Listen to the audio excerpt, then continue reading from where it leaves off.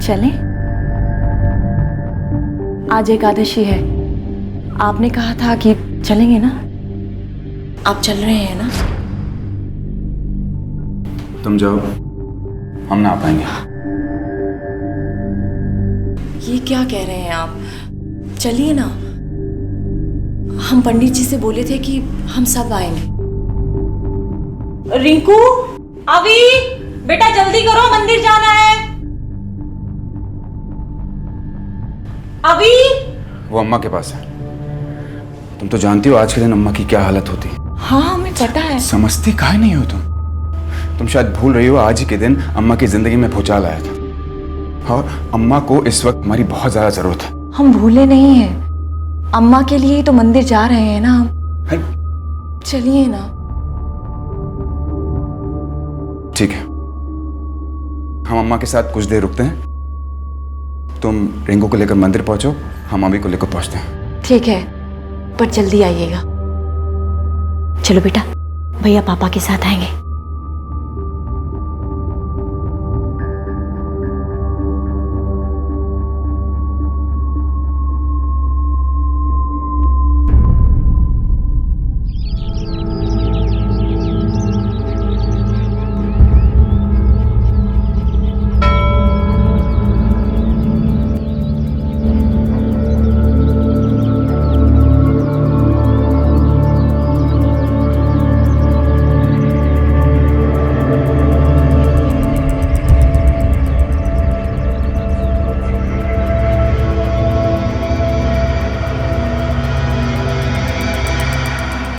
Hello, हाँ हम आ गए हैं। नहीं हम अकेले हैं, वो नहीं है, बोले बाद में आएंगे।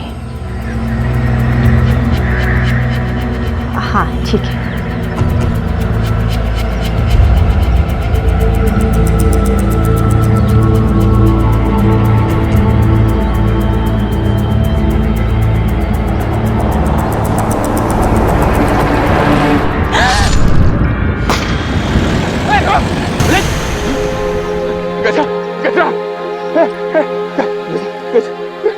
कुछ नहीं होगा रे तुमको, बिटिया। बेटा पापा है ना, कुछ नहीं होने, कुछ नहीं।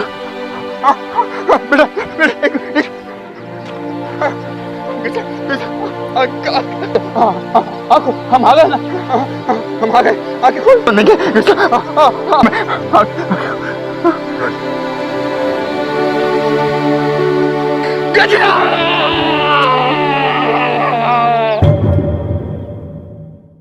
एक शांत सुबह मंदिर की ओर जा रही गजरा शुक्ला और उसकी नन्ही बेटी रिंकू शुक्ला का किसी ने बेरहमी से कत्ल कर दिया। एक पति, एक बाप रो रो कर मदद की गुहार लगा रहा था, पर आखिर कौन था यह कातिल और क्या था उसका मकसद?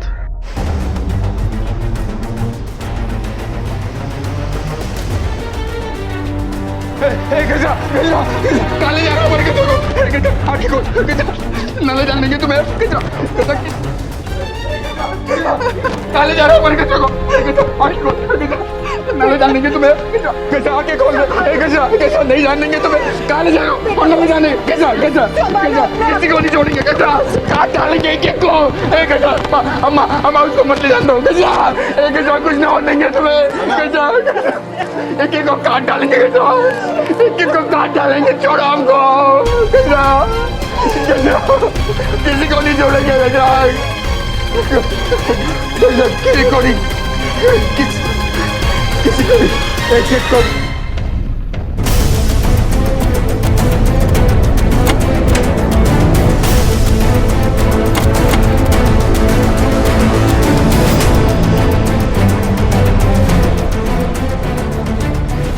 अजय, ये जितने भी सबूत मिले हैं सबको फॉरेंसिक टेस्ट के लिए भेजो। तो आप सब में से किसी ने भी यहाँ से किसी को आते जाते या भागते हुए देखा है? नहीं सर। देखिए, दिन दहाड़े किसी का यहाँ तलवार से खून किया गया है, किसी ने तो कुछ तो देखा होगा। यादव, इस पूरे इलाके की छानबीन करो, कोई ना कोई सुराग जरूर मिलेगा। जी सर।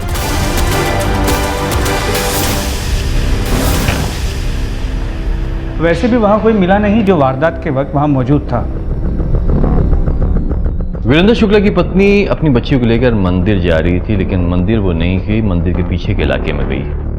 अब सवाल ये उठता है कि वो खुद से मंदिर के पीछे के इलाके में गई या फिर उसको वहाँ कोई घसीट के ले गया ज़बरदस्ती।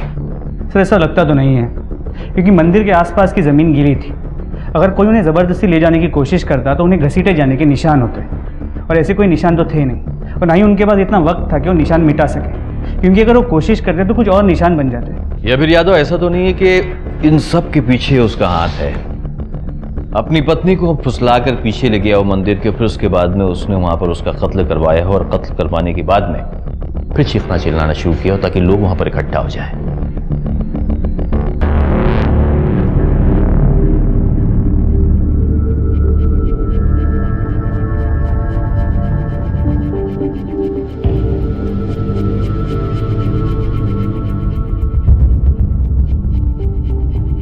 गजरा, हाँ हमारी बिटिया, अम्मा आराम करो। अम्मा गजरा। आप जरा बच्चे को लेके बाहर बैठिए। इंस्पेक्टर साहब, हमें अपनी बीवी और बेटे के पास होना चाहिए था। तुम्हारी पत्नी और बच्ची की लाश को पोस्टमार्टम के लिए भेज दिया गया है। सब आपसे विनती करते हैं, एक बार हमें उनको देखने दीजिए, उनके अंतिम संस्कार के लिए। आप बैठिए। देखो वीरू, तुम चाहते हो ना कि तुम्हारी पत्नी की आत्मा को शांति मिले, तो तुम पुलिस की मदद करो, उन मुजरिमों को पकड़वाने में मदद करो जिन्होंने तुम्हारी पत्नी पर हमला किया था।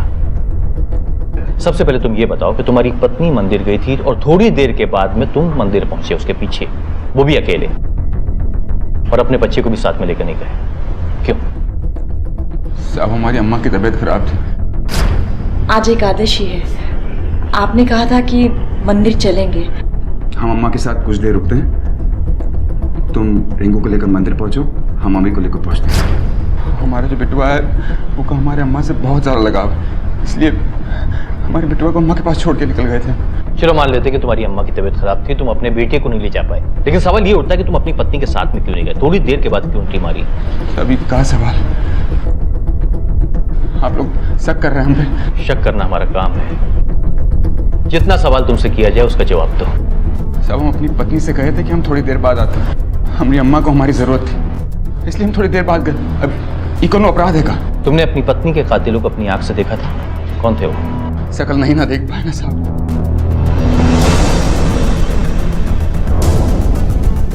तो फिर बार बार तुम क्यों चिल्ला रहे थे? किसको मारने की बात कर रहे थे? एक को काट डालेंगे, एक को काट डालेंगे, छोड़ो हमको। किसको देखा था तुमने वीरू? साहब, हम आपसे बार बार कह रहे हैं ना, उनकी शक्ल नहीं देख पाए। कोई भी अपनी पत्नी और बिटिया की लाश देखेगा तो यही कहेगा ना। मैं तुमसे आखिरी बार पूछ रहा हूँ, सच सच पुलिस को बता दो। हम आपसे बार बार कह रहे हैं ना, अपनी पत्नी और बिटिया की लाश देखकर हम पागल हो गए थे। हम क्या क्या कहे जा रहे थे, हमें कुछ पता नहीं, हमें कुछ समझ नहीं आ रहा था। यादव, ये वीरेंद्र को सब कुछ मालूम है कि कत्ल किसने किया है, लेकिन हमारे साथ नौटंकी कर रहा है। तुम एक काम करो, जैसे ही पोस्टमार्टम के बाद लाश आती है ना, परिवार को दे दो, और इस वीरेंद्र की हिस्ट्री जानने की कोशिश करो पूरे। तो ट्राई टू फाइंड आउट इसके दुश्मन कौन है। जी सर। ठीक है, कॉन्टेक्ट में।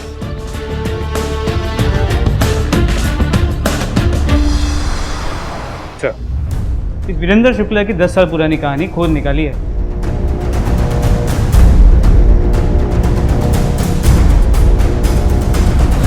मनोजवं मारुततुल्यवेगं जितेन्द्रियं बुद्धिमतां वरिष्ठं वातात्मनंजं वनरुत्तमुख्यं श्रीरामदूतं शरणं प्रपद्ये पूजन्त राम रामेति मधुरं मधुराक्षरम् आरुह्यं कविताशाखां वन्दे वाल्मीकिकोकिलम्।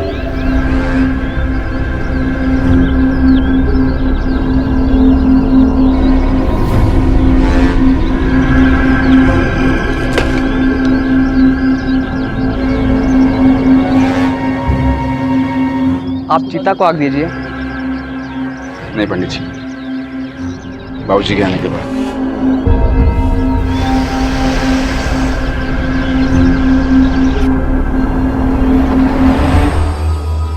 यादव जी, बहुत सही फैसला किया हमने यहाँ पे आके। देखते जाइए, यहाँ पे बहुत बड़ा हंगामा होने वाला है।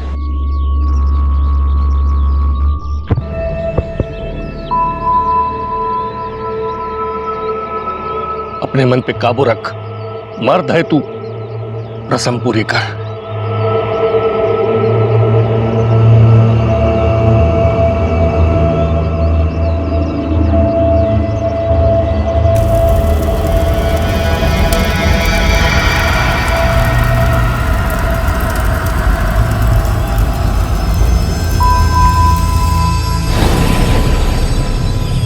जान से मार दूंगा तुम लोगों को।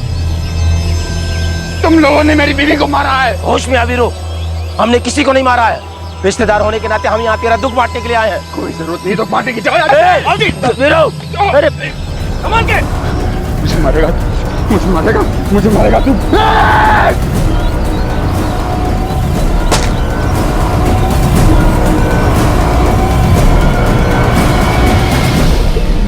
वीरेंद्र शुक्ला की पत्नी और बेटी के दाह संस्कार के समय उसके ताऊजी का परिवार भी पहुंचा और शमशान घाट जैसे जंग का मैदान बन गया। अंतिम संस्कार के लिए उसके पिता यशवंत को भी जेल से रिमांड पर बाहर लाया गया था, लेकिन वीरेंद्र के पिता यशवंत को जेल किस जुर्म के लिए हुई थी और आखिर ऐसी क्या दुश्मनी थी इन दोनों परिवारों के बीच?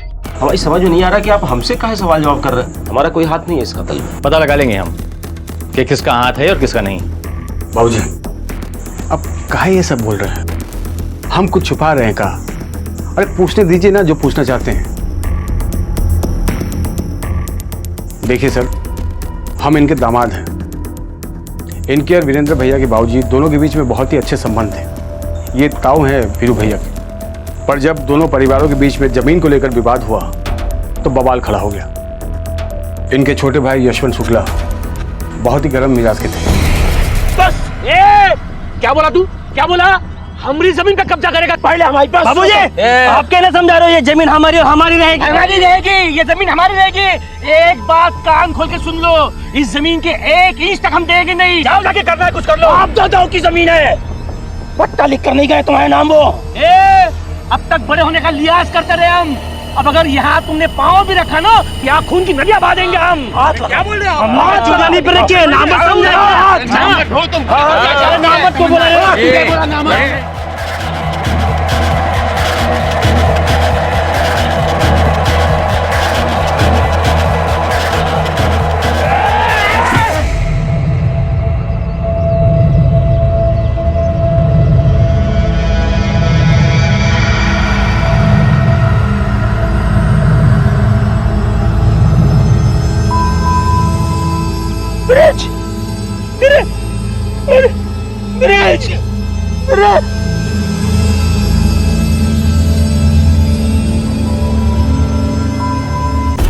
हमरे छोटे दादा हमरे ही बाबूजी को मार दिए, हमरे ही आंखों के सामने।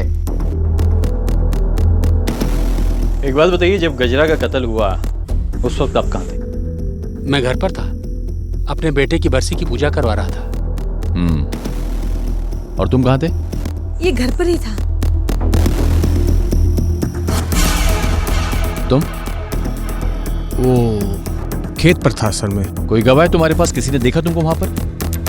अब इतना कौन ध्यान रखता है साहब कि कोई मिला भी होगा तो शायद। दरअसल साहब, हमारे दामाद जी बहुत ही शांत प्रवृत्ति के आदमी हैं। ये सिर्फ शांति सुलह की बात करते हैं, कत्ल तो कभी कर ही नहीं सकते हैं। साहब, ये हमारे परिवार के साथ जो कुछ भी हुआ है ना, वो 10 साल पुरानी बात है। अब आप ही बताइए, अगर हमें किसी का कत्ल करना होता तो क्या हम 10 साल तक किसी का इंतजार करते? अरे हम पहले अपने भाई के परिवार को खत्म कर देते। 10 साल? 10 साल पहले तो बहुत छोटा होगा ना ये, 5-6 साल का। ये तो अभी भी 16 साल का नादान बच्चा है साहब। तो कहाँ था उस वक्त? घर पर हमरे बाबूजी की बरसी की पूजा थी।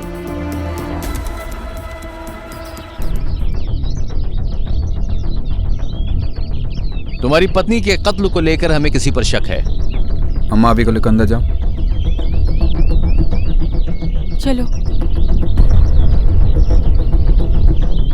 इसे ध्यान से देखो, यह है वो आदमी। हमने इस आदमी के सारे रिकॉर्ड्स निकाल लिए हैं। जिस वक्त तुम्हारी पत्नी का कत्ल हुआ, यह आदमी उसी एरिया में मौजूद था। और यही वो आदमी है कि अपनी पत्नी के अंतिम संस्कार के वक्त तुमने इस पे गोली चलाई थी, याद है? लेकिन साहब ये बेटा, सच काहे नहीं बताए दे रहे हो पुलिस को? काहे छुपा रहे हो? अम्मा, तुम काहे बीच में टांग रही हो? जाओ ना अंदर। कितनी बार तुमको समझाए हैं, कानून अपने हाथ में मत लो। इससे कुछ नहीं हासिल होना है। तुम्हारी पत्नी भी तो यही चाहती थी ना। अम्मा तुम देखो वीरेंद्र शुक्ला, अगर तुम इस वक्त आजाद घूम रहे हो और अपने आप को सलाखों के पीछे नहीं पा रहे हो तो सिर्फ इसलिए कि सरजू ने तुम्हारे खिलाफ कंप्लेन नहीं की थी। एक बात याद रखो, कानून को कभी भी अपने हाथ में मत लेना। कानून को तुमने अपने हाथ में लिया तो अपने आप को सलाखों के पीछे पाओगे। एक बच्चा और है तुम्हारा, उसके सर से माँ का साया तो हट चुका है।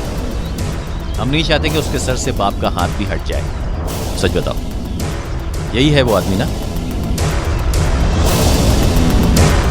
हाँ सर।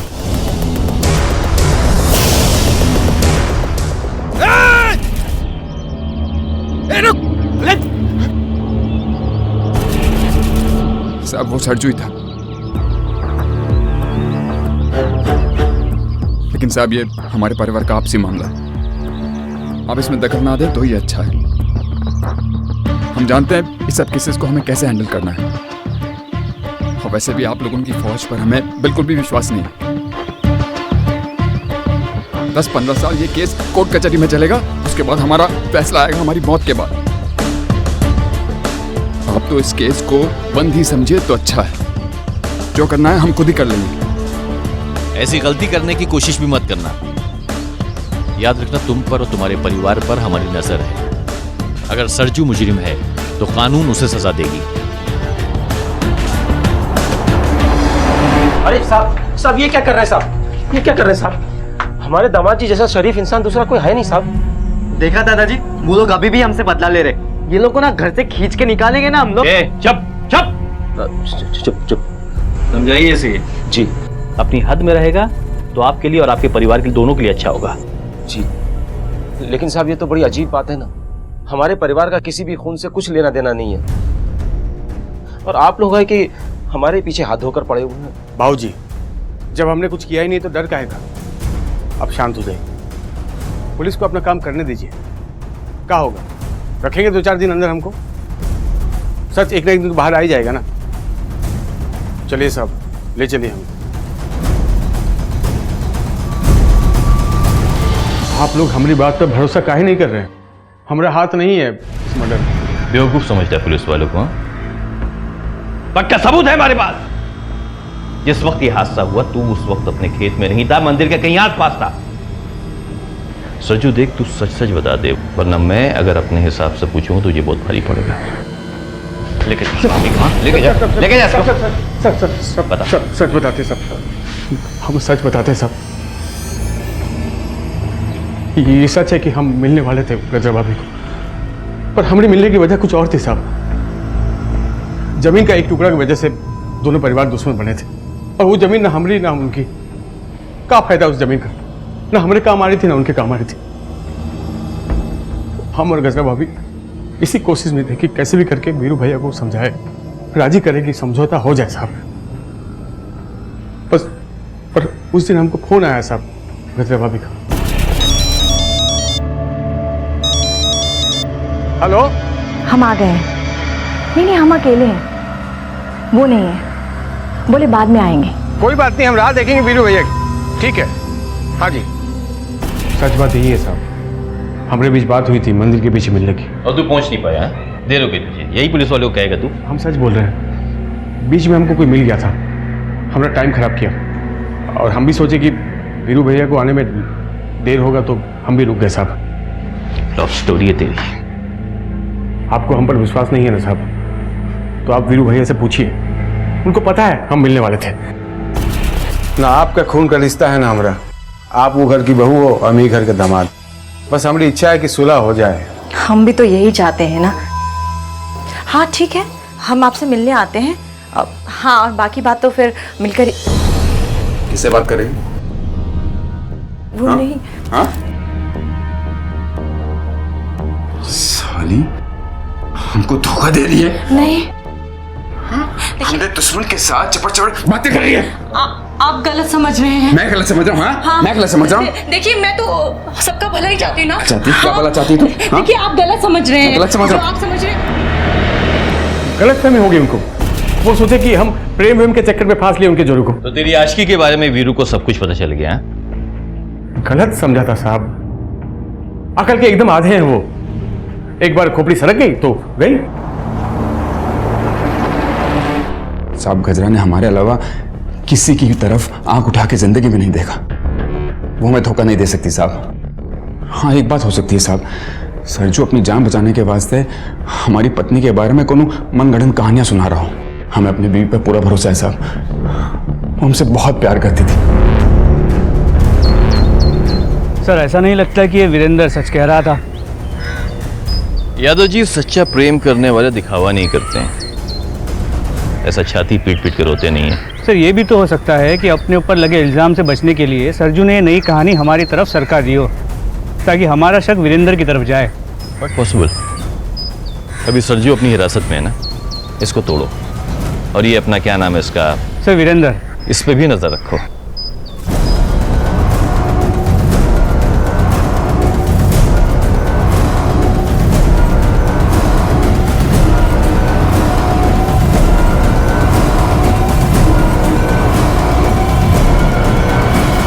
बजरंग शुक्ला का दामाद सरजू अब भी पुलिस की हिरासत में था, लेकिन फिर भी पुलिस को शक था कि कहीं इस पूरे घटनाक्रम का सूत्रधार वीरेंद्र शुक्ला तो नहीं। अब सच के अंधे कुएं से कुछ ऐसा हाथ लगने वाला था जिसकी पुलिस ने कल्पना भी नहीं की थी।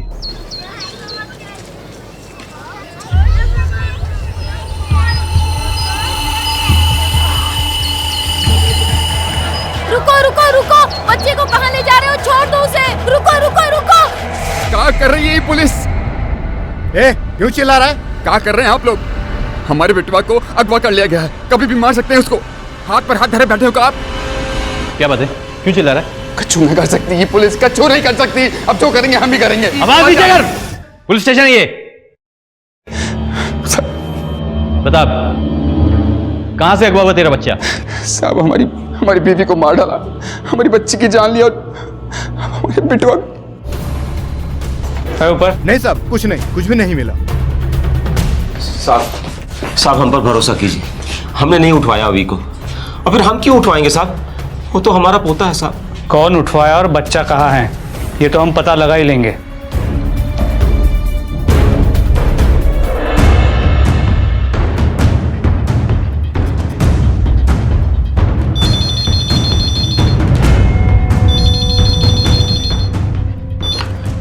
हेलो हेलो,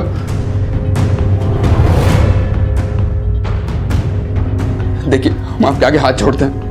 आप हमारे बेटे को कुछ मत कीजिए, हम अपना केस वापस ले लेंगे, सर्च को छुड़वा देंगे हम, लेकिन प्लीज हमारे बेटे को कुछ नहीं होना चाहिए। Hello hello hello. Call trace नहीं हो पाएगा, 30 सेकंड से कम का था। वैसे बोल क्या रहा था?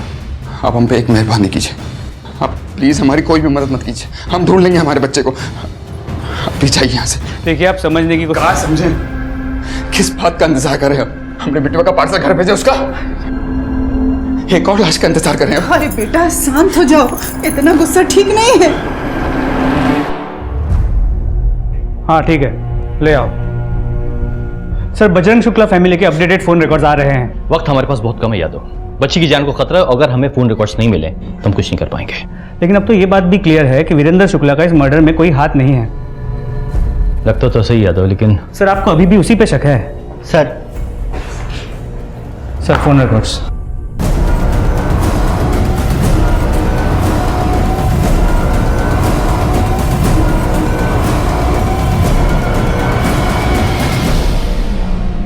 वीरेंद्र शुक्ला के छोटे बच्चे का अपहरण हो चुका था और शक की सुई आकर रुकी थी एक एंग्री यंग मैन गुड्डू पर।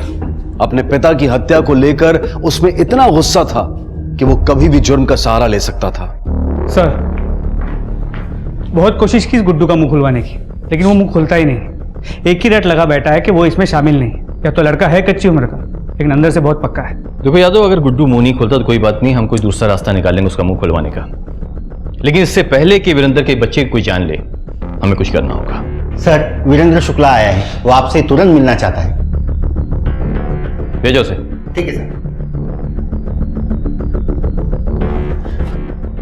साहब हमसे गलती हो गई सर। कैसी गलती? साहब उस दिन हमले में सरजू शामिल नहीं था साहब, बहुत बड़ी गलती हो गई। देखो वीरू, डर के मारे ऐसा कुछ मत कर बैठना जिसकी वजह से। काहे का डर साहब? साहब हम उनसे कोनो शिकायत नहीं है, हम अपना केस वापस लेना चाहते हैं।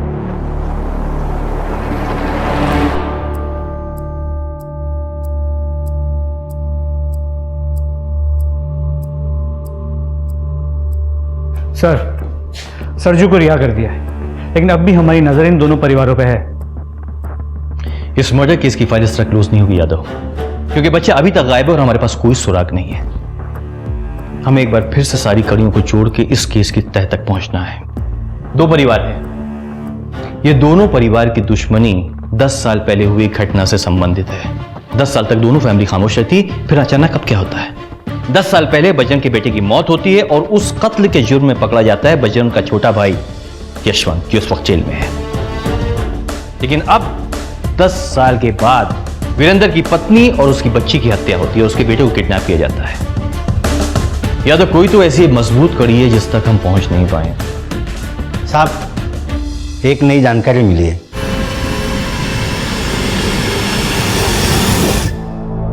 बिटुआ,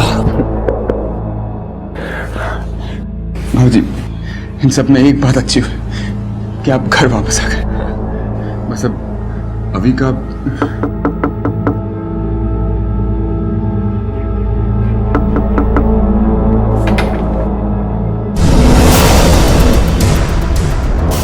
जी क्या हुआ इंस्पेक्टर साहब? हमारे बच्चे का कुछ पता चला क्या? तुम्हें हमारे साथ पुलिस स्टेशन आना होगा। काहे?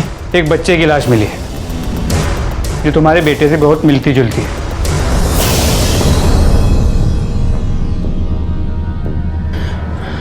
नहीं इंस्पेक्टर साहब, ये हमारा बेटा नहीं है। तुम जा सकते हो।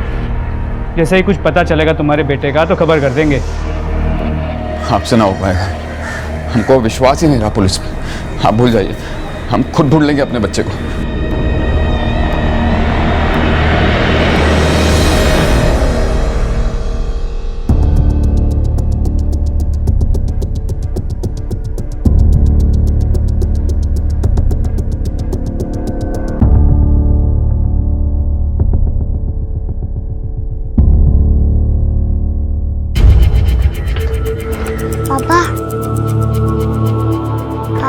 अब मैं आपके साथ घर जा सकता हूँ ना? हाँ बेटा, हाँ बेटा। नहीं वीरेंद्र शुक्ला, सिर्फ तेरा बेटा घर जाएगा, तू नहीं। साहब, हम आपको बता रहे हैं ना, हमें पता चला कि हमारे बच्चे को अगवा करके उन लोगों ने अपने बच्चे की अपहरण की कहानी सुनाकर तू हमें बेवकूफ बनाना चाहता था। सब समझ में आ रहा था हमें कि ये सब के पीछे सिर्फ तू है, लेकिन हमारे पास कोई ठोस सबूत नहीं था, इसलिए हमने बच्चे की लाश का छोटा सा नाटक किया। यही तो हम सोच रहे थे कि 10 साल पुरानी बदले की कहानी अब क्यों कुरेदी गई है, तेरी बीवी का कत्ल अब क्यों हुआ है। लेकिन जब हमने तेरी कब्र कुरेदी ना, तो उसमें से निकला तेरा बाप यशवंत शुक्ला, जो उस वक्त जेल में था, जिसकी सुनवाई होने वाली थी और उसको अदालत सजा सुनाने वाली थी। तभी यह सब नाटक हुआ। लेकिन सरजू के रिहा होने के बाद में जब हमारे कांस्टेबल ने आके हमें यह बताया कि तेरा बाप यशवंत शुक्ला भी रिहा हो गया, तब स्टार्ट टू एंड हमें तेरी कहानी समझ में आई। आपको जरूर कोई गलतफहमी हुई है साहब। भी खोलेगा जब जब तू सच बोलेगा। बताता हूँ साहब, ये सब हम नहीं करवाया। हमने अपने ताऊ जी को समझाने की बहुत कोशिश की, बोला कि केस वापस ले लो, लेकिन वो मानते ही नहीं थे। फिर आखिरी बार जब हमने उनसे मुलाकात की तो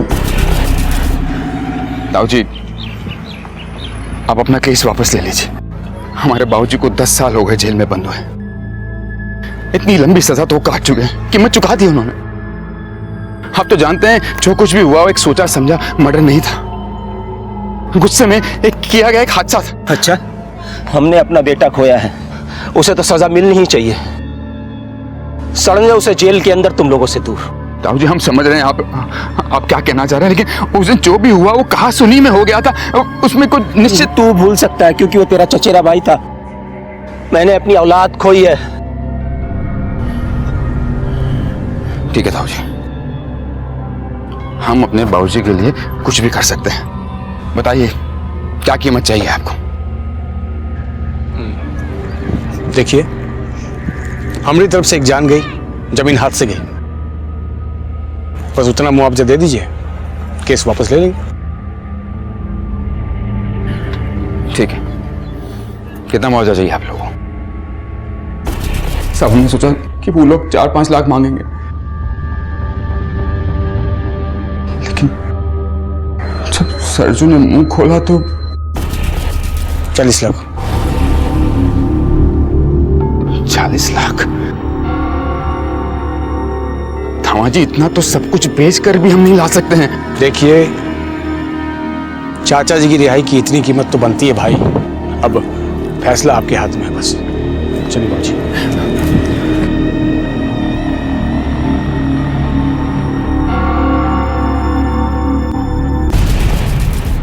सब बहुत कोशिश की पैसा जुगाड़ करने की, लेकिन नहीं कर पाए। उधर बाबूजी की तारीख भी नजदीक आ रही थी, बहुत परेशान थे बाबूजी। वो घर वापस आना चाहते थे। क्या कहते कि आपकी रिहाई के लिए हम कछु ना कर पाए। हम जानते थे भैया केस वापस नहीं लेगा। कहा सोचा तू हाथ पांव जोड़ेगा तो तेरे ताऊ जी मान जाएंगे? तो आज आप ही बताइए हम क्या करें। भाजी, हम आपके लिए कुछ भी कर सकते हैं।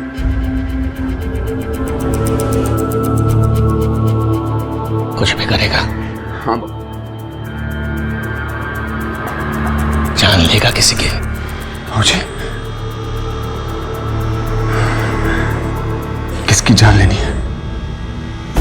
तो ये तेरे बाप के घिनौने दिमाग की उपज थी। उसके ही कहने पे तूने अपनी पत्नी और बच्ची को मार डाला। सब हमने गजरा से कहा कि हम कुछ देर अम्मा के साथ रहते हैं, थोड़ी देर बाद हम मंदिर आ जाएंगे। हमको पता था वो सरजू से मिलने जा रही है। हमको ये भी पता था कि उन दोनों के बीच में कोई चक्कर नहीं था। तब हमने प्लानिंग की। हाँ, वो निकल चुकी है।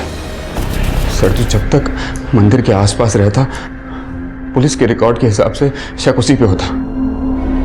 इसलिए हमने एक गुंडा भेजकर सरजू को कुछ देर तक वहीं अटका के रखा, ताकि हम अपनी प्लानिंग को अंजाम दे सकें।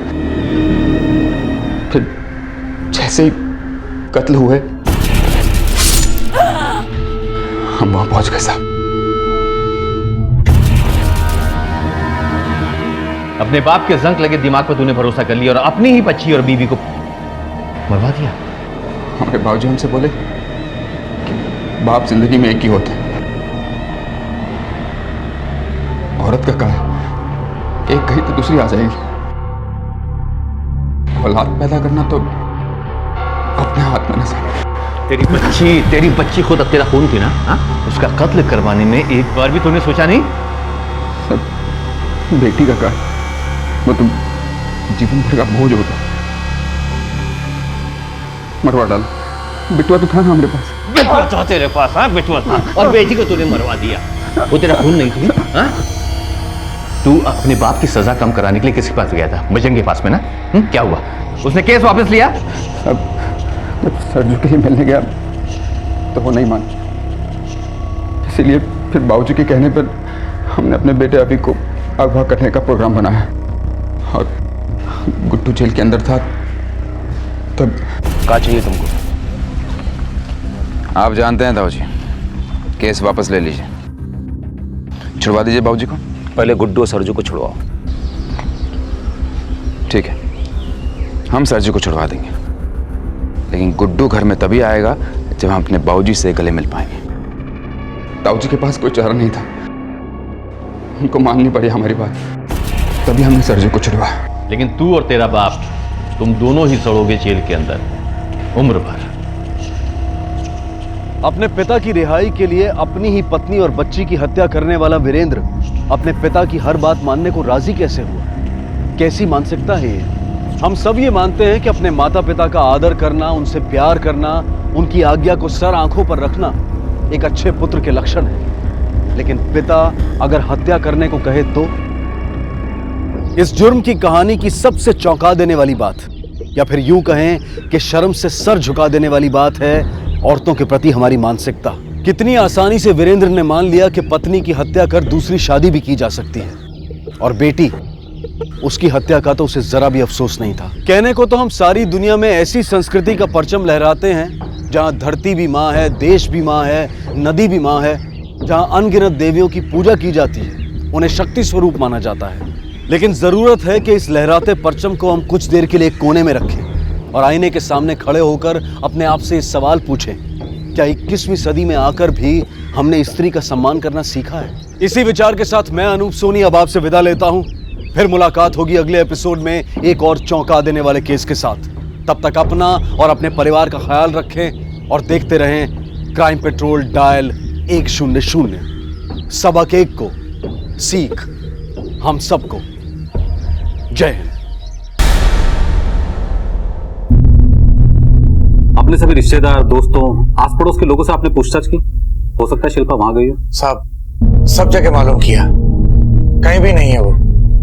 कल स्कूल के बाद किसी ने देखा भी नहीं। कितने साल की आपकी बेटी? साहब, पिछले महीने वो 15 बरस की हुई, लेकिन वो हमारी बेटी नहीं, भांजी है। मतलब हमारी बेटी के जैसे ही है। लेकिन आप लोगों के साथ क्यों रहती है? मतलब उसके माता पिता कहाँ हैं? साहब, उसके माँ बाप एक्सीडेंट में ऑफ हो गए थे, तब से वो हमारे साथ ही रहती है। दरअसल उसका पालन पोषण करने वाला कोई है नहीं। कितने साल से आपके साथ? साहब, जब वो 6-7 बरस की थी तब से हम लोग ही उसके देखभाल करते हैं। आप लोगों को सबसे पहले कब पता चला कि शिल्पा गायब है? कल रोज की तरह स्कूल गई थी। वैसे तो मेरा बेटा भी उसी स्कूल में पढ़ता है, दोनों साथ स्कूल जाते हैं। पर कल बेटे को बुखार था तो वो अकेली गई। स्कूल से आने के बाद वो खेलने चली गई, तब से नहीं लौटी। अच्छा, इनसे शिल्पा की पूरी डिटेल लो। रेलवे स्टेशन, बस स्टॉप, आसपास के सभी थानों में शिल्पा की फोटो भेजो। हो सकता है वहां से कुछ पता चले। और हाँ, आस पड़ोस में सब जगह पूछताछ करो।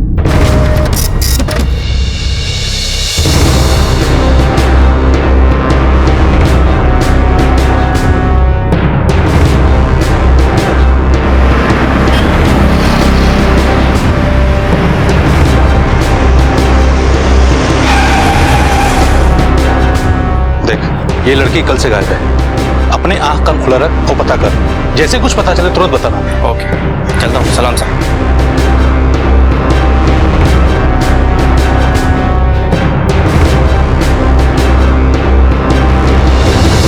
ये जैन सुरवे के परिवार को कब से जानती है? हम लोग यहाँ 4-5 साल से रहते हैं साहब, तभी से जानते हैं। और शिल्पा, आखिरी बार कब देखा था उसको? मोहल्ले में रहते तो आते जाते लोग दिखते ही रहते हैं। कोई खास बात जो हाल फिलहाल में नोटिस की हो आपने? कुछ हुआ था क्या? वो जो शारदा है ना, वो शिल्पा पे हमेशा ही चिल्लाती रहती है। आसपास के लोगों से पूछताछ करने पर हमें पता चला है कि आप लोगों का शिल्पा के साथ कुछ जमता नहीं था। नहीं साहब, ऐसा कुछ नहीं है। शिल्पा को अपनी भांजी की तरह नहीं, बल्कि बेटी से भी बढ़कर प्यार करते हैं। लेकिन शारदा जी, हमने तो सुना है कि आप हमेशा उसे डांटती रहती थी, अक्सर उसे नाराज रहती थी, यहाँ तक कि शिल्पा के गायब होने से पहले एक दिन आपने उसके साथ झगड़ा भी किया था। अब बच्चे तो बच्चे ही हैं साहब, शैतानियां तो करते ही हैं, तो कभी कभी गुस्सा आ जाता था बस। अब देखिए ना, उस दिन रश्मि को लड़के वाले देखने आए थे। हमें आपका परिवार बहुत पसंद आया और बच्चे भी एक दूसरे को पसंद करने लगे हैं। भाई, हमें ऐसा ही परिवार चाहिए था, सुशील और संस्कारी।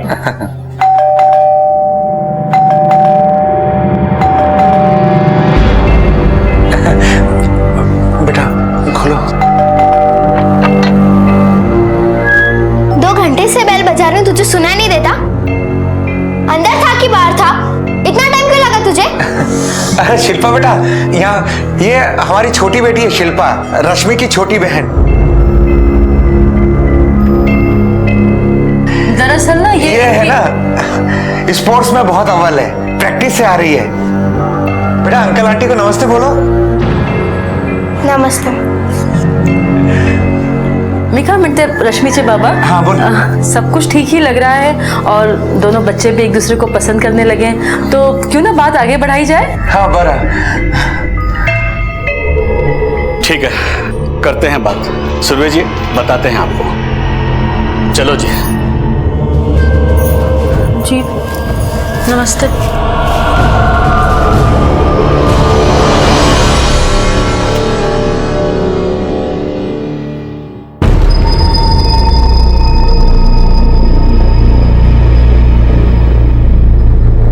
थोड़ी शर्म हया है या वो भी बेच खाई है? बदतमीज लड़की, पागल समझ के रखा है हमें, जो हम इसका पालन पोषण करते हैं, माँ बाप की तरह इसकी देखभाल करते हैं। माँ बाप नहीं हो मेरे, बनने की कोशिश भी मत करना और कभी बन भी नहीं सकते। ऐसा क्या कर लिया है मेरे लिए? और दिन रात ना ये एहसान जताना बंद करो। शिल्पा, बड़ी मुश्किल है साहब। अगर अपना बच्चा होता है ना तो 2 थप्पड़ लगा सकते हैं, लेकिन दूसरे की औलाद को अगर डांट भी दो तो बड़ी मुश्किल हो जाती है। रात भर नींद नहीं आती है सोच सोच के कि पता नहीं शिल्पा कहाँ होगी, कैसी होगी, किस हाल में होगी। पराई अमानत है, जवान लड़की है। आप बता रही थी कि शिल्पा बाहर से झगड़ा करके आई थी, आप लोगों ने पूछा नहीं क्या हुआ? बच्चों में तो झगड़े होते ही रहते ना। और ये लड़ाई और झगड़ा उसका रोज का काम था, रोज ऐसे ही करके आती थी वो। और सारा दिन अपने वो 2 दोस्तों के साथ खेलती रहती थी स्कूल से आने के बाद। अभिषेक काय नाम होता वो जो उसके दोस्त जिनके साथ शिल्पा रोज खेलती थी? मंगेश और पुत्तन।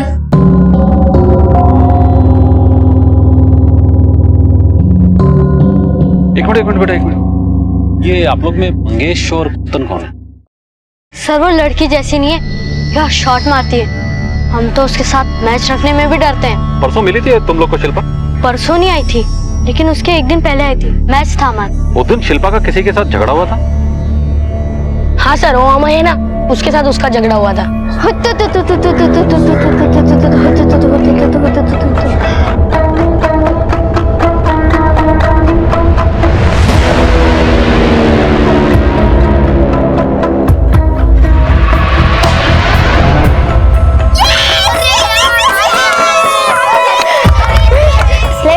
समोसे खाएंगे। अरे तू हमारे साथ भी खेल लो, समोसा तो हम भी खिला देंगे, हैं?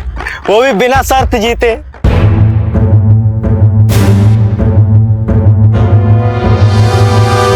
समोसे खिलाएगा? तेरा बाप हलवाई है क्या? नहीं, हलवाई तो नहीं है, लेकिन अगर तुझे समोसे खाना है तो मैं अपने पापा से बात कर सकता हूँ। क्यों भाई? औकात मेरे, वरना लात खाएगा। अच्छा चल, मैं लात भी खा लूंगा। मार ना, लात मार।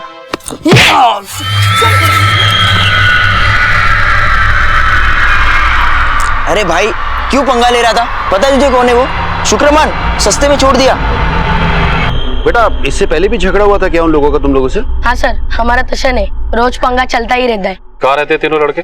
सर वो वहाँ पे रहते हैं।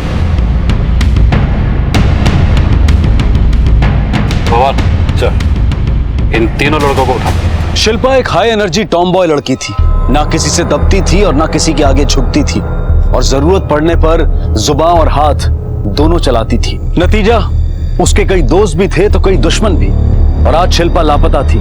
कहीं ऐसा तो नहीं था कि कोई उससे अपनी दुश्मनी निकाल रहा था? बॉस, शौक है तेरे को समोसा खाने का? मैं खिलाता हूँ समोसा। सर ऐसा कुछ नहीं है सर। सर हम तो बस लड़की को देखकर बदतमीजी करता है, उसको देख के सीटी बजाता है। अभी बजा सीटी, बजा सीटी। सर आप लोग गलत समझ रहे हैं सर। शिल्पा और उसके दोस्त हम लोग को परेशान किया करते थे सर, बस और हमें गुस्सा आ जाता था। और गुस्से में आकर तुम लोगों ने शिल्पा को गायब कर दिया। क्या क्या किया उसके साथ? कहाँ है वो? सर यकीन मानिए सर, हम लोग क्रिमिनल नहीं है सर। हम लोग बीए फाइनल में पढ़ने वाले स्टूडेंट हैं। हम लोगों ने यहाँ पर घर किराए से लिया ताकि हम पढ़ाई कर सके, पर सर वो लोग हमें पढ़ने ही नहीं देते थे सर।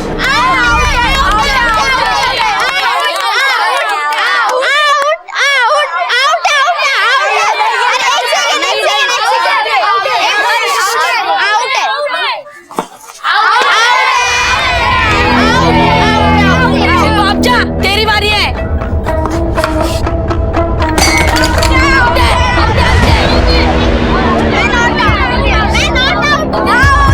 यार जो भी है ना, इन लोगों को मैं छोड़ूंगा नहीं।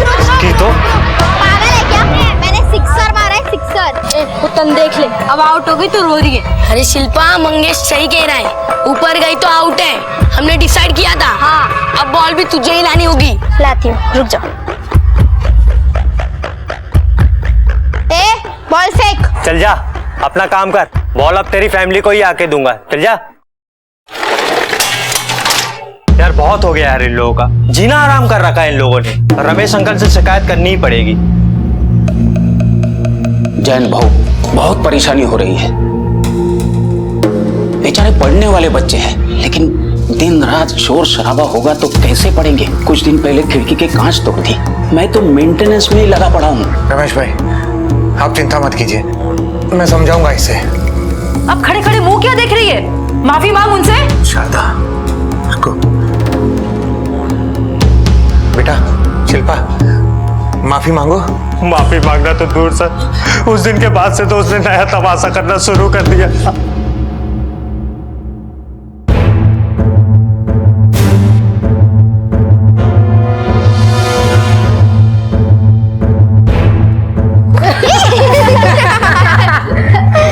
ओ कलेक्टर, सॉरी।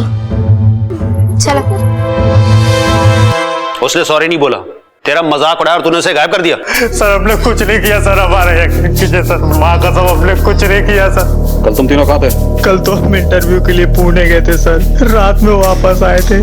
ठीक है, अभी तो मैं तुम तीनों को छोड़ रहा हूँ, लेकिन जब तक शिल्पा की कोई खबर नहीं मिल जाती, इस शहर को छोड़कर बाहर जाने की सोचना भी मत। चलो।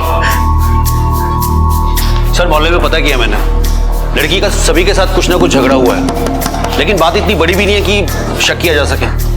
अंदाजा लगाना मुश्किल है सर कि कौन हो सकता है। पवार, ये भी तो हो सकता है कि मामा मामी से तंग आकर शिल्पा ने खुद ही घर छोड़ दिया। अभी कुछ भी कहना बहुत ही मुश्किल है। एक काम करो, इन तीनों लड़कों पे कड़ी नजर रखो, कहाँ जाते, किससे मिलते, क्या करते, मुझे पल पल की खबर चाहिए। और ये भी चेक करो कि ये तीनों कल पुणे गए भी थे या नहीं। आंटी, रमेश अंकल घर पे है क्या? प्लीज उन्हें बुलाइए ना। क्या है तुम लोग को घर क्या भाड़े पे दे दिया, मुसीबत मोड़ ली। ये क्या वक्त है किसी के घर का दरवाजा पिटने का? वो सो रहे, कल सुबह आ जाना। चलो जाओ यहाँ से। Aunty please. Uncle, Ramesh uncle. Uncle, अरे आ रहा हूँ।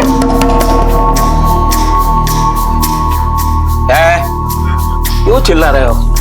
रमेश अंकल जरा इधर आइए ना, मुझे तुमसे बात करनी है। प्लीज तुम लोग बिना, चलो बोलो क्या हुआ?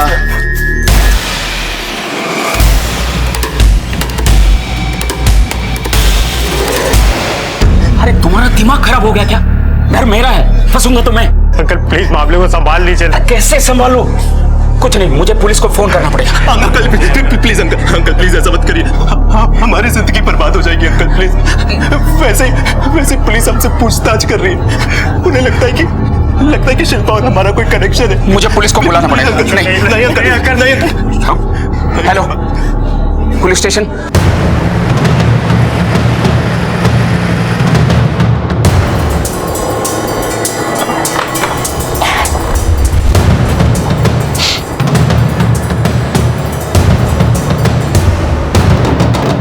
तांबे, निकलो बाहर।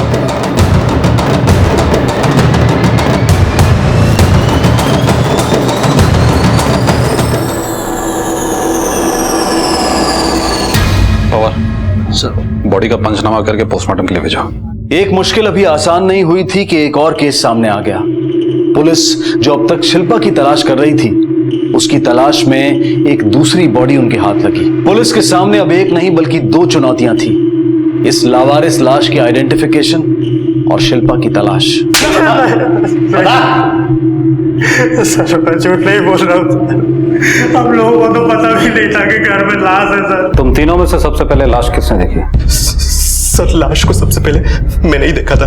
मैं और हमें फिल्म देखकर आए थे, तब हमें बाहर रिक्शा वाले को पैसा दे रहा था और मैं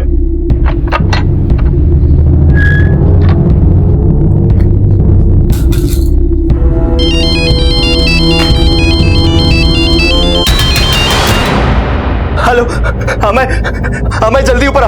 अरे 10 रुपए छुट्टे पड़े हैं क्या? अरे भाई तू सब छोड़, तो जल्दी ऊपर आ और सागर को भी लेके यहाँ पर किसी की लाश पड़ी भाई। सागर तुम लोग के साथ फिल्म देखने नहीं गया था?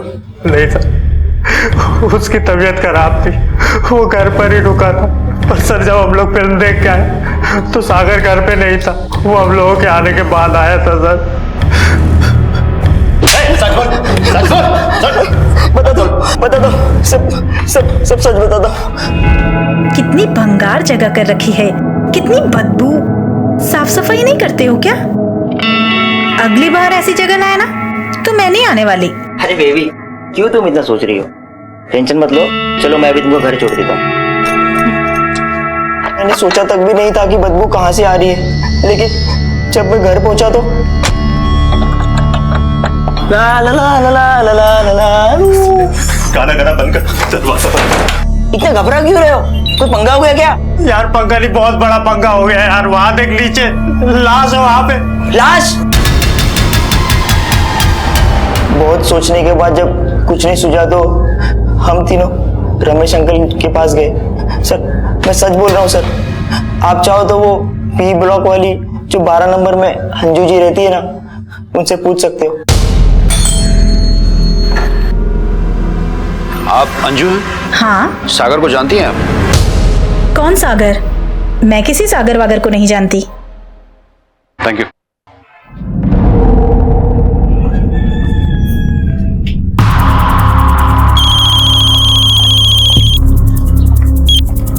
हाँ ओके सर, बच्चे की पोस्टमार्टम रिपोर्ट आ गई है सर। उसकी मौत दम घुटने से हुई है, लेकिन सर मौत से पहले किसी ने उसके साथ जबरदस्ती भी किया, सेक्सुअली अब्यूज किया है। और सर ये औरत अंजू ये तो कह रही थी कि वो सागर को जानती तक नहीं। फिर सागर ने हमसे झूठ क्यों बोला सर? कहीं सागर ने नहीं पवार, हो सकता है ये औरत हमसे झूठ बोल रही हो। शादीशुदा औरतें इस तरह के रिश्ते पुलिस वालों के सामने एक्सेप्ट नहीं करेंगे। एक काम करो, सबसे पहले इस बच्चे की फोटो हर जगह सर्कुलेट कराओ, पता लगाओ कि आखिर ये लड़का है कौन, और इन तीनों लड़कों की मेडिकल जांच करवाओ। सेक्सुअल अब्यूजमेंट का मामला है, हो सकता है इन तीनों में से किसी ने उसके साथ जबरदस्ती की हो।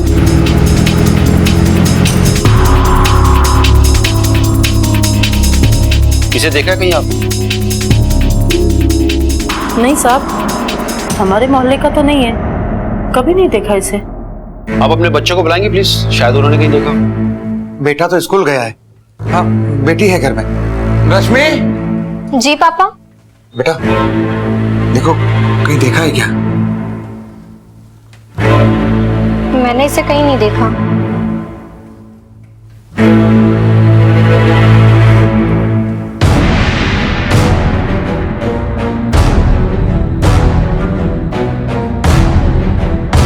इसे कहीं देखा है? और आपने? नहीं सर। Thank you.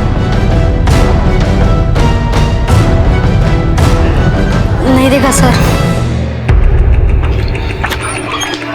सर कहीं से कोई लीड नहीं मिली सर, बच्चे को किसी ने नहीं देखा, कोई इसे पहचानता नहीं। लेकिन सर मैंने आसपास के सभी पुलिस स्टेशन में बच्चे की फोटो भेज दी है, हो सकता है वहां से कुछ सुराग मिले, किसी ने मिसिंग कंप्लेंट लिखवाई हो। और सर तीनों लड़कों की मेडिकल रिपोर्ट नेगेटिव है, इससे साफ जाहिर है कि बच्चे के साथ इन तीनों में से किसी ने कुछ नहीं किया। पवार ये भी तो हो सकता है शिल्पा और इस लड़के के केस में कोई कनेक्शन हो। एक काम करते हैं, शिल्पा के स्कूल चलकर इस लड़के की फोटो दिखाते हैं, हो सकता है इसे वहां कोई पहचानता।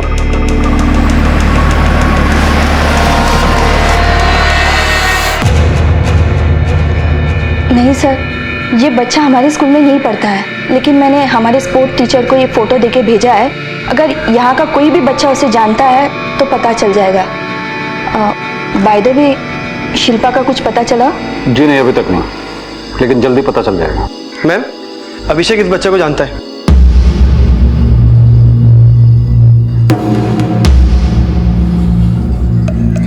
बेटा आप कैसे पहचानते हैं इसको? मैं और शिल्पा दीदी जिस रास्ते से ट्यूशन पढ़ने जाते हैं, वहाँ पे एक चाय की दुकान है, ये वहीं पे काम करता था।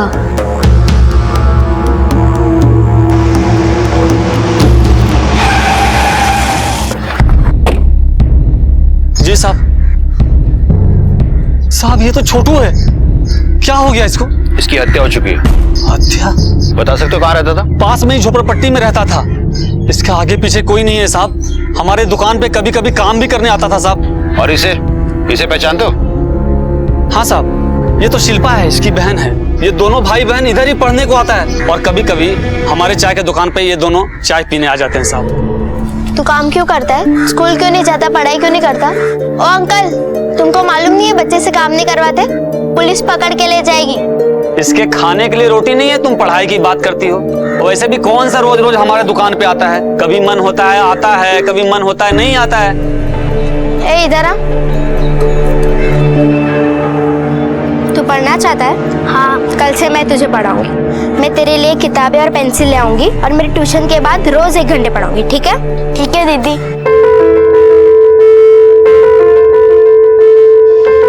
ये ले तेरे लिए नई बुक। तेरा नाम बता। छोटू। मैं तेरा नाम लिखते हैं।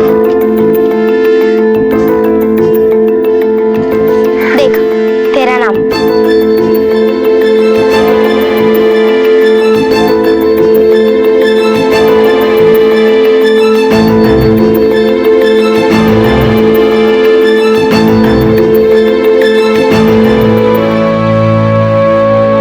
सर ये तो कॉम्प्लिकेशन और बढ़ गई है। शिल्पा और छोटू कनेक्टेड तो हैं, लेकिन शिल्पा गायब है और छोटू की डेड बॉडी मिलती है, वो भी उन लड़कों के घर पर जिनसे शिल्पा का झगड़ा हुआ था। तीनों लड़के मेडिकल में नेगेटिव आए हैं सर। घर पे कोई फोर्स एंट्री भी नहीं हुई है। ऐसे में वो लड़का वहां पहुंचा कैसे? कौन लेकर आया होगा सर? और किसके पास चाबी हो सकती है?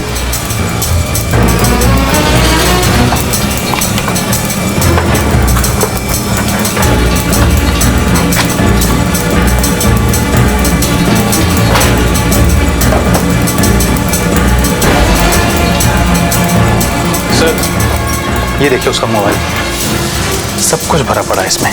Pawar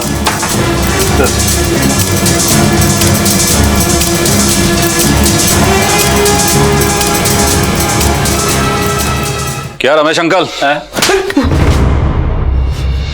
Pawar? Yes sir. Ramesh uncle घेऊन चल। चल।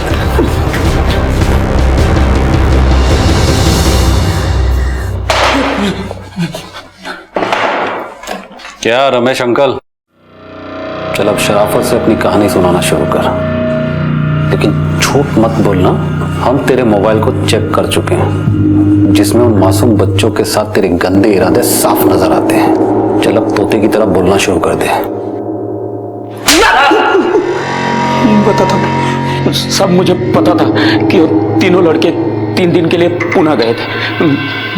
मुझे घर की मरम्मत करवानी थी, इसके लिए मैं घर देखने के लिए गया था।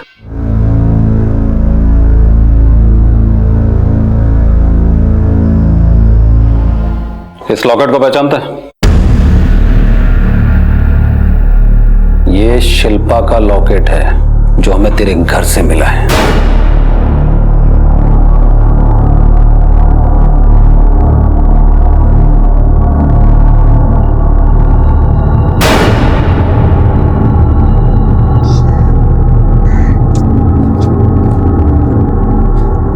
ये लड़का भी ना बोला था यहाँ आने के लिए, मेरे को लगा मैं ही लेट हो गई।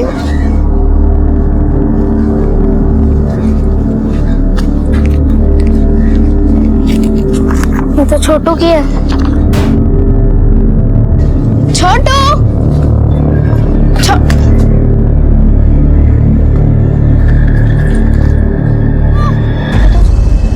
शिल्पा की आवाज सुनकर मैं खिड़की के पास गया। मैंने देखा शिल्पा घर की तरफ आ रही थी। छोटू छोटू, मैंने जानबूझकर दरवाजा खुला छोड़ दिया ताकि वो आसानी से अंदर आ जाए। अभी दिन था, इसके लिए मैंने दोनों की लाशें बेड के नीचे छुपा दी और वहां से चुपचाप चला गया। किसी को कुछ भी पता नहीं चला।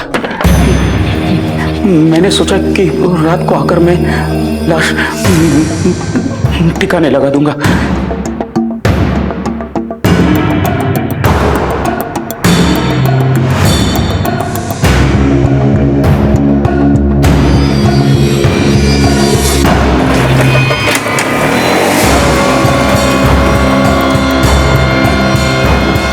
मैं शिल्पा की लाश ठिकाने लगाने के बाद छोटू की लाश ठिकाने लगाने गया तो मैंने देखा ये तीनों वापस आ चुके थे। नमस्ते। नमस्ते। इसके लिए मैं छोटू की लाश ठिकाने नहीं लगा पाया। फिर मैंने सोचा कि मैं ध्यान रखूंगा, ये तीनों लड़के कहीं उधर उधर गए तो मैं लाश को ठिकाने लगाने वाला था, और अगर उसके पहले ही लाश लोगों के सामने आ गई तो भी तो सबका शक इन तीनों लड़कों पे जाता जो तेरे घर में रहते हैं।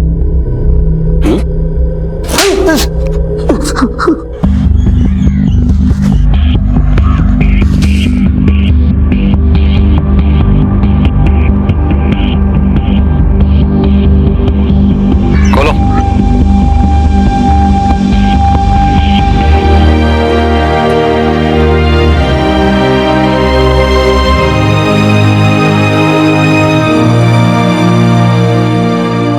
जैन जी, ये शिल्पा की चेन है,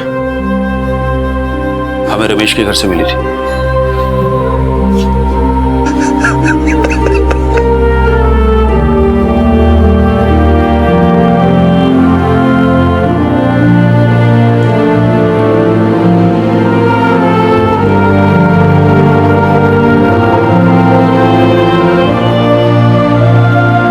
एक कहावत है, कावर्ड्स आर क्रूअल, डरपोक निर्दयी होते हैं। रमेश एक दरिंदा था और उसे डर था कि उसकी दरिंदगी शिल्पा की वजह से सबके सामने आ जाएगी। और शिल्पा एक निडर और बेबाक लड़की थी। उसके अल्लड़पन में भी एक नैतिक बल था और छोटू को उसकी पढ़ाने की मंशा भी उसकी अंतरात्मा की एक नैतिक आवाज थी। कितने दुर्भाग्य की बात है कि एक बदमाश की हवस और उसके गंदे दिमाग ने न सिर्फ एक मासूम बच्चे की बल्कि एक प्रतिभाशाली लड़की की भी जिंदगी उससे छीन ली। रमेश को आईपीसी की धारा 377 और 302 के तहत गोवा की एक सत्र अदालत ने उम्र कैद की सजा सुनाई है। अब मैं अनूप सोनी आपसे विदा लेता हूं। फिर मुलाकात होगी अगले एपिसोड में एक और चौंका देने वाले केस के साथ। तब तक अपना और अपने परिवार का ख्याल रखें और देखते रहें क्राइम पेट्रोल डायल 100। सबक एक को सीख हम सबको।